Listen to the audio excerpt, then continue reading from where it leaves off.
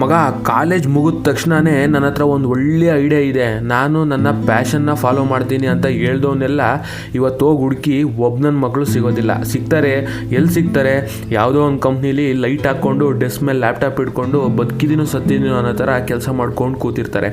ಅಲ್ಲ ಗುರು, ನೀನು business start ಮಾಡೋಕ್ಕೆ, ನೀನು ನಿನ್ನ ಪ್ಯಾಷನ್ ಫಾಲೋ ಮಾಡೋಕ್ಕೆ 16 ವರ್ಷ ಓದಿ ಲಕ್ಷ ಸುರಿದು ಬೆಳಿಗ್ಗೆಯಿಂದ ಸಾಯಂಕಾಲದವರೆಗೂ ಬುಕ್ಕು, ಸ್ಕೂಲು, ಟ್ಯೂಷನು, ಎಕ್ಸಾಮ್ ಅಂತ ಹೊಡೆದಾಡಬೇಕಾಗಿತ್ತ? ಅಲ್ಲ ಗುರು, ಯಾವಾಗ ನಾವು ಈ ಸ್ಕ್ಯಾಮಿಂದ ಆಚೆ ಬರೋದು? ಇದನ್ನೆಲ್ಲ ಯೂಸ್ ಮಾಡಿಕೊಂಡು ಸ್ಕೂಲು ಕಾಲೇಜ್ಗಳು ಕೋಟಿ ಬಾಗ್ತಾ ಇದ್ದಾವೆ. ಆದರೆ ಅದೇ ಫೀಸ್ ಕಟ್ಟಿರೋ ಪೇರೆಂಟ್ಸ್ಗಳು, ಅಲ್ಲೇ ಓದಿರೋ ಸ್ಟೂಡೆಂಟ್ಸ್ಗಳು ಮತ್ತೆ ರೋಡಿಗೆ ಬಂದೇ ಬೀಳ್ತಿದ್ದಾರೆ. ಎಲ್ಲಿ ನಾವು ಈ ಸ್ಕ್ಯಾಮ್ ಒಳಗೆ ಬಿದ್ದಿದ್ದೀವಿ? ಯಾಕೆ ನಾವು ನಮ್ಮ ಸ್ಟಾರ್ಟಪ್ಗಳನ್ನ ಸ್ಟಾರ್ಟ್ ಮಾಡೋಕ್ಕಾಗ್ತಾ ಇಲ್ಲ? ಯಾಕೆ ನಾವು ನಮ್ಮ ಪ್ಯಾಷನ್ನ ಫಾಲೋ ಮಾಡೋಕ್ಕಾಗ್ತಾ ಇಲ್ಲ? ಯಾಕೆ ನಮ್ಮ ಇಂಡಿಯನ್ಸು ಟ್ಯಾಲೆಂಟ್ ಇದ್ದರೂ ಅದೇ 20,000 ಜಾಬ್ನ ಹುಡ್ಕೊಂಡು ಹೋಗ್ತಾ ಇದ್ದಾರೆ? ಇದಕ್ಕೆಲ್ಲ ಆನ್ಸರ್ ಹುಡುಕಿ ಮತ್ತೆ ಅದನ್ನ ಅಡಾಪ್ಟ್ ಮಾಡೋ ಅಷ್ಟರಲ್ಲಿ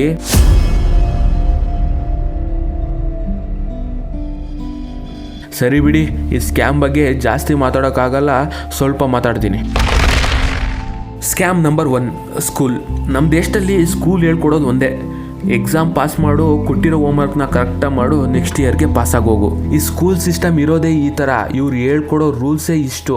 ನೀನು ಯಾವುದೇ ಕಾರಣಕ್ಕೂ ತಪ್ಪು ಮಾಡೋ ಆಗಿಲ್ಲ. ಸ್ಕೂಲ್ ಇಟ್ಟಿರೋ ರೂಲ್ಸ್ನ ಚಾಚು ತಪ್ಪದೇನೆ ಫಾಲೋ ಮಾಡಬೇಕು. ಟೀಚರ್ಸ್ ಹೇಳಿರೋ ಥರನೇ ಕೇಳಬೇಕು, ಅವ್ರು ಏನು ಹೇಳ್ತಾರೋ ಅದನ್ನೇ ಮಾಡಬೇಕು.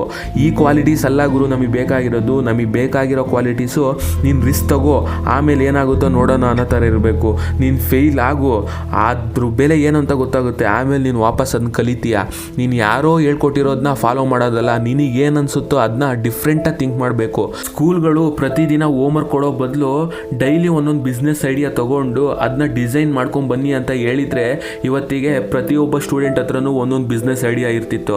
ಫಾರ್ ಎಕ್ಸಾಂಪಲ್, ಇವಾಗ ಒಬ್ಬ ಸ್ಟೂಡೆಂಟ್ ಹತ್ರ ಹೋಗ್ಬಿಟ್ಟು ಲೀಡರ್ಶಿಪ್ ಬಗ್ಗೆ ಒಂದು ಎಸ್ಸೆ ರೇಟಿಂಗ್ ಬರೀರಿ ಅಂತ ಬಿಡಿ, ಅವನು ಕರೆಕ್ಟಾಗಿ ಅಚ್ಚುಕಟ್ಟಾಗಿ ಸ್ಟೆಪ್ ಬೈ ಸ್ಟೆಪ್ ಕರೆಕ್ಟಾಗಿ ಬರ್ಕೊಂಡು ಹೋಗ್ತಾನೆ. ಅದೇ ರಿಯಲ್ ಲೈಫಲ್ಲಿ ಒಂದು ಟೀಮ್ ಕೊಟ್ಬಿಟ್ಟು ಇದನ್ನ ಟೀಮ್ ಲೀಡ್ ಮಾಡು ಅಂತ ಬಿಡಿ, ಕ್ಯಾಲ್ ಔಡನೂ ಆಗಲ್ಲ. Next main topic stock market. ಅಪ್ಪ, ಇದ್ರ ಬಗ್ಗೆ ಎಷ್ಟು ನೆಗೆಟಿವ್ ಇಮೇಜ್ ಕ್ರಿಯೇಟ್ ಮಾಡಿದ್ದಾರೆ ಅಂದರೆ ಪೇರೆಂಟ್ಸು, ಟೀಚರ್ಸು, ಸೊಸೈಟಿ. ಮಕ್ಕಳು ಸ್ಟಾಕ್ ಮಾರ್ಕೆಟ್ ಅಂತ ವಿಷಯ ಎತ್ತಿದ್ರೆ ಸಾಕು, ಬೇಡ ಅದೊಂದು ದೊಡ್ಡ ಸ್ಕ್ಯಾಮ್ ಕಣ್ರಿ, ಸ್ಮಶಾನಕ್ಕೆ ಹೋದ ಹೆಣ, ಸ್ಟಾಕ್ ಮಾರ್ಕೆಟಿಗೆ ಹೋಗಿದ್ದ ಹಣ ಯಾವತ್ತೂ ವಾಪಸ್ ಬರಲ್ಲ ಅನ್ನೋ ಲೆವೆಲ್ಗೆ ನೆಗೆಟಿವ್ ಇಮೇಜ್ ಕ್ರಿಯೇಟ್ ಮಾಡಿದ್ದಾರೆ. ಅಲ್ಲ, ಎಲ್ಲ ಸ್ಕೂಲ್ಗಳು ಸ್ಟಾರ್ಟಿಂಗಿಂದಾನೇ ಸ್ಟಾಕ್ ಮಾರ್ಕೆಟ್ ಅಂತ ಒಂದು ಸಬ್ಜೆಕ್ಟ್ ಇಟ್ಟು ಅದ್ರ ಬಗ್ಗೆ ಟೀಚ್ ಮಾಡಿದರೆ ಇಷ್ಟೊತ್ತಿಗೆ ಇಂಡಿಯಾ ಯಾವಾಗಲೂ ಉದ್ಧಾರ ಆಗ್ತಾ ಇತ್ತು. Scam number 2, college. ಇಲ್ಲಿ ಸ್ವಲ್ಪ ಅಪ್ಗ್ರೇಡ್ ವರ್ಷನ್ನು. ಇಲ್ಲಿ 4 ಸ್ಟೆಪ್ ಬರುತ್ತೆ ಕರೆಕ್ಟಾಗಿ: assignment, presentation, internship, placement. College ಲೆವೆಲಲ್ಲಿ ಒಬ್ಬ ಸ್ಟೂಡೆಂಟ್ನ 4 ಗೋಡೆ ಮಧ್ಯೆ ಇಟ್ಬಿಟ್ಟು AC ಲೈಟ್ ಹಾಕಿ ಬೆಳಿಗ್ಗೆಯಿಂದ ಸಂಜೆವರೆಗೂ PPTಲಿ ಎಕ್ಸ್ಪ್ಲೈನ್ ಮಾಡೋದೇ ಒಂದು ದೊಡ್ಡ ದಂಧೆ ಆಗಿಬಿಟ್ಟಿದೆ. ಕಾಲೇಜವರು ಅವ್ರು ಮಾಡೋ ಕೆಲಸನ ಕರೆಕ್ಟಾಗಿ ಮಾಡಿಬಿಟ್ರೆ ಸ್ಟೂಡೆಂಟ್ಗಳು ಫೈಲ್ ಹಿಡ್ಕೊಂಡು ಬೀದಿ ಅಲಿಯೋ ಅವಶ್ಯಕತೆಯೇ ಇಲ್ಲ ಕೆಲಸಕ್ಕೆ. ಅಂದರೆ ಒಂದು ಕಾಲೇಜು ಯಾವ ಕಂಪ್ನಿಗಳು ಯಾವ ಟೂಲ್ಸ್ಗಳ ಮೇಲೆ ಕೆಲಸ ಮಾಡ್ತಾ ಇದ್ದಾರೆ, ಯಾವ ಸ್ಕಿಲ್ಗಳು ಟ್ರೆಂಡಿಂಗಲ್ಲಿವೆ, ಕಂಪ್ನಿಗಳು ಯಾವ ಬೇಸಿಸ್ ಮೇಲೆ ಮಾಡ್ತಾ ಇದ್ದಾರೆ. ಅಂದರೆ ಸಿಂಪಲ್ಲಾಗಿ ಕಂಪ್ನಿಗಳ ಜಾಬ್ ಡಿಸ್ಕ್ರಿಪ್ಷನ್ ಮೇಲೆ ಅವ್ರ ಕಾಲೇಜ್ಗಳು ಟೀಚ್ ಮಾಡ್ತಾ ಹೋದರೆ ಸ್ಟೂಡೆಂಟ್ಸ್ಗಳು ಫೈಲ್ ಹಿಡ್ಕೊಂಡು ಬೀದಿ ಕೆಲಸಕ್ಕೋಸ್ಕರ ಅಲಿಯೋ ಅವಶ್ಯಕತೆ ಬರಲ್ಲ. ಆದರೆ ಕಾಲೇಜ್ಗಳು ಇದನ್ನು ಬಿಟ್ಟು ಬೇರೆ ಎಲ್ಲ ಮಾಡ್ತಾ ಇದ್ದಾರೆ. ಪಾಪ ಅವ್ರಿಗೂ ಕೂಡ ಗಿಟ್ಟಬೇಕಲ್ಲ, lakh fees ತೊಗೊಂಡಿರ್ತಾರೆ.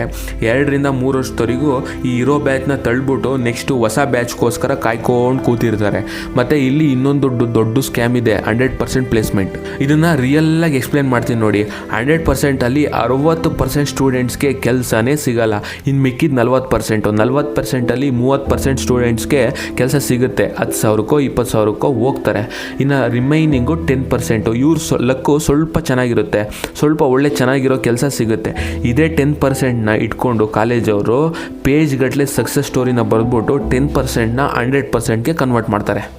Scam number 3, politicians. ಈ ಎಲ್ಲ ಸ್ಕ್ಯಾಮ್ಗಳನ್ನ ಕಂಟ್ರೋಲ್ ಮಾಡ್ತಾ ಇರೋದೇ ರಾಜಕಾರಣಿಗಳು. ನಮ್ಮ ದೇಶದ ಸತ್ತ ರಾಜಕಾರಣಿಗಳ ಬಗ್ಗೆ ಹೇಳೋಕ್ಕೆ ಈ ವಿಡಿಯೋ ಸಾಕಾಗಲ್ಲ. ಮುಂದೆ ಇದ್ರ ಬಗ್ಗೆ ಒಂದು ವಿಡಿಯೋನೇ ಮಾಡ್ತೀನಿ. ಈ ಸಿಸ್ಟಮ್ ಎಲ್ಲಿವರೆಗಿರುತ್ತೋ ಅಲ್ಲಿವರೆಗೂ ನಮ್ಮ ದೇಶ ಉದ್ಧಾರ ಆಗೋಕ್ಕೆ ಚಾನ್ಸೇ ಇಲ್ಲ. ಈ ಸ್ಕೂಲ್ಗಳು ನಮ್ಮ ಕ್ರಿಯೇಟಿವಿಟಿನ ಕಿತ್ಕೊಂಡ್ವು, ಈ ಕಾಲೇಜ್ಗಳು ನಮ್ಮ ಕಾನ್ಫಿಡೆನ್ಸ್ಗಳ್ನ ಕಿತ್ಕೊಂಡ್ವು, ಈ ಸತ್ತ ರಾಜಕಾರಣಿಗಳು ನಮ್ಮ ಆಪರ್ಚುನಿಟಿಗಳ್ನ ಕಿತ್ಕೊಳ್ತಾ ಹೋಗ್ತಿದ್ದಾರೆ. ಇವ್ರಿಗೆಲ್ಲ ಯಾವಾಗ ಬುದ್ಧಿ ಬರುತ್ತೋ ಅಥವಾ ನಮಗೆ ಬುದ್ಧಿ ಇಲ್ವೋ ಒಂದು ಗೊತ್ತಾಗ್ತಾ ಇಲ್ಲ. ಇಂಥ 100 ವಿಷಯಗಳು ಮತ್ತೆ ಬಂದರೂ ನಮ್ಮ ಕತೆ ಇಷ್ಟೇನೆ. ಮತ್ತೆ ಸಿಗ್ತೀನಿ. ನಮಸ್ತೆ, ಥ್ಯಾಂಕ್ ಯು, ಜೈ ಹಿಂದ್.